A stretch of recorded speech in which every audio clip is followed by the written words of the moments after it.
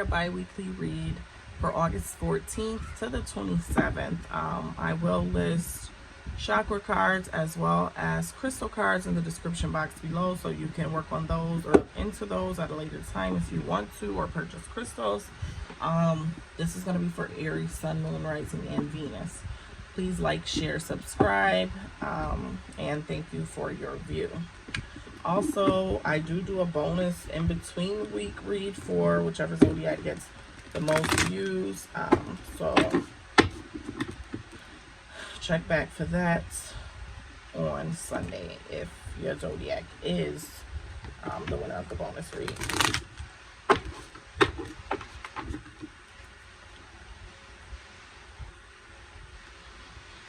Okay. Let's get into it. Also, my information for personal reads are also in the description box below. Okay. Aries energy spirit. Too many. You know, I was just doing y'all's, and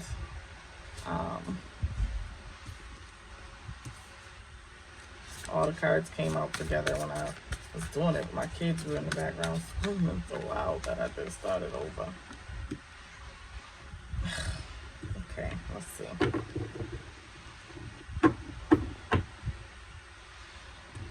Nine of Cups.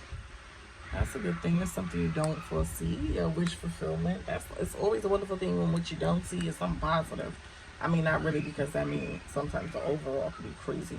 But I like to say when it's two suits or more of the same card and the order is it going up, that things are progressing. So let's see what is progressing. With the Five of Swords, this basically tells me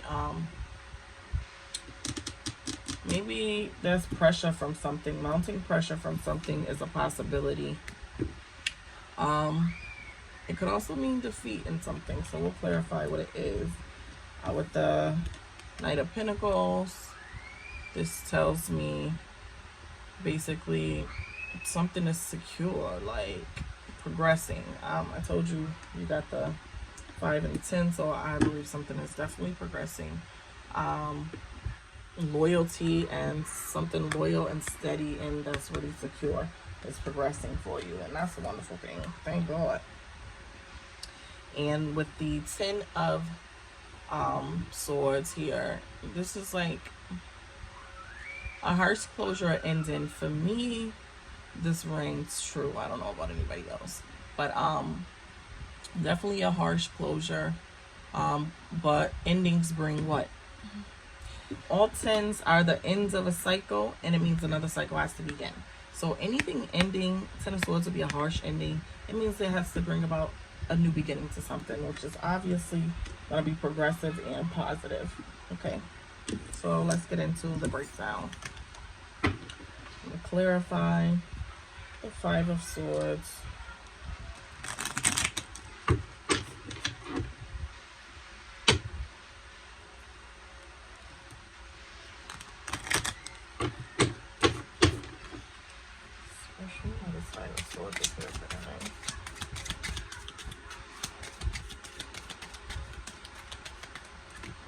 Okay, you know what? I'm gonna just keep on.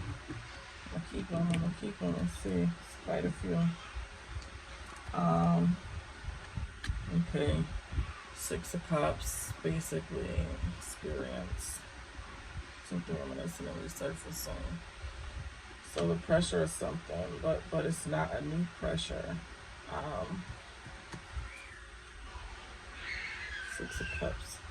So some type of experience you have with something. Maybe it's something you're doing again and it's too much pressure. The Chariot. To me, this says with the Chariot that you're going to be victorious in whatever this is, even though it is applying pressure to you.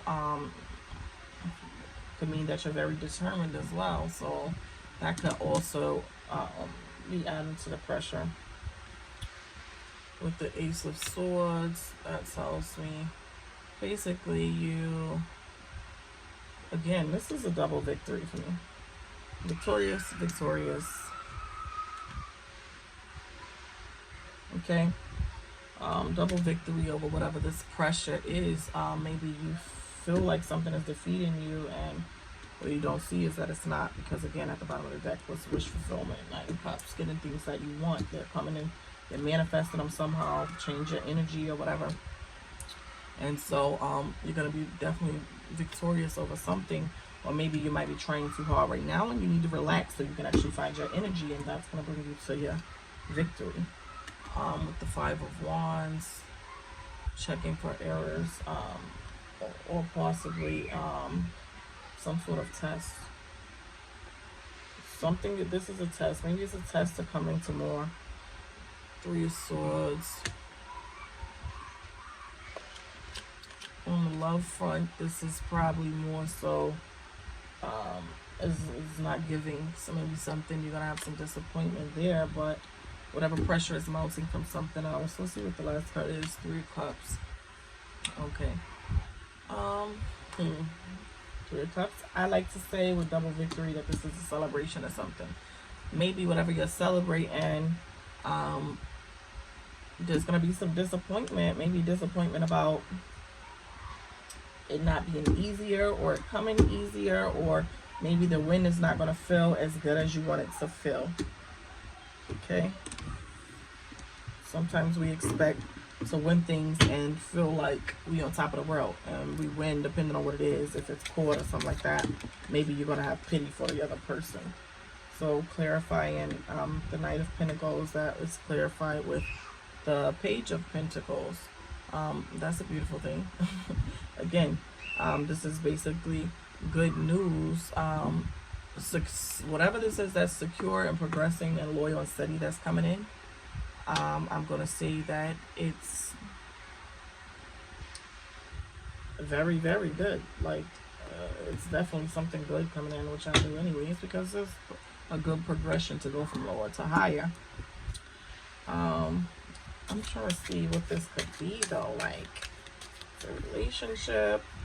Let's clarify the 10. The Eight of Cups. The Eight of Cups to me is signifying on when the holds and when the folds, okay? It's a change, it's a sacrifice, it's sometimes walking away from something we built. When I say something we built, you see the cups stacked, obviously. Cups can't stack themselves, so you did the work, you stacked something up, you had something growing, and maybe something unforeseen happened here and you had to walk away from it. But I always say this is the ending. It's the ending of, maybe it's the ending of you trying to do something that's not meant for you, okay? Or the ending of a stale energy, or the ending of being in a bad headspace. Ending of a BS job. You find one better, all you had to do was look, you know? Either way, you might be looking like you're walking away from something, but let me show you the progress again. So there's the Eight of Cups. There's the Nine of Cups. Again, upward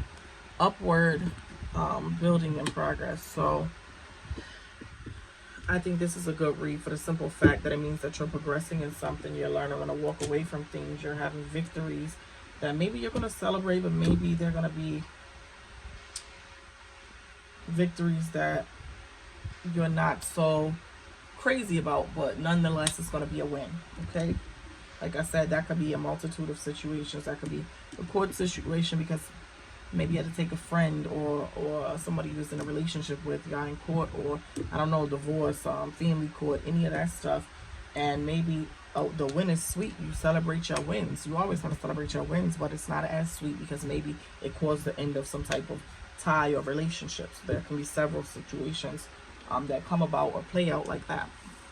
Okay, so even with a job, you could be close to workers, patients, bosses, clients, and you know, when you take a new job, you no longer have access to those things. We always tell ourselves we're going to stay connected with people, but you know, life, if you have a busy life and a growing life, it's probably a good chance you won't stay connected to certain stuff.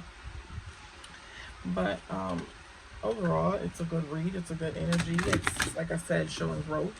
We're going to pull some chakra cards and see what chakras you need to work on during this period. Okay. Ooh, I'm doing a lot of heart stuff. Somebody made you cold-hearted right now.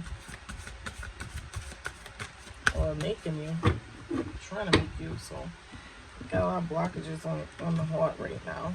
All heart chakra cards came out, okay? So we have harmony. My mind, body, and spirit work in harmony with each other. Aligned with both my will and the divine will. I have balance in my life with room for both pleasure and purpose. My giving and receiving of love and abundance are in perfect balance. Okay? So maybe you're walking away from something that's not serving you, and you've got a better confidence about yourself and know what you're worth, and you're just not going to go for anything. Heart chakra, gratitude. I am thankful and humble. As I move through life, I receive willingly, lovingly, and graciously. I recognize and appreciate the small things in life, the synchronicities and beauty that can be found in each and every moment. And last but not least, another heart chakra card, and this is openness. And with openness, I am free to give generously to others and do so with love. I breathe love, light, and nourishment into my body, mind, and spirit, allowing my inner well of resource to be fully replenished. As I weave loving kindness out into the world, I receive loving kindness from the universal web.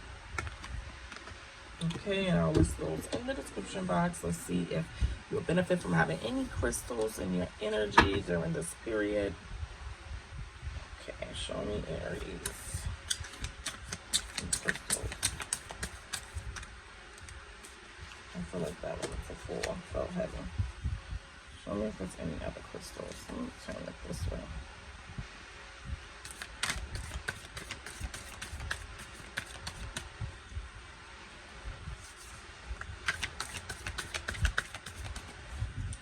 There, that's it.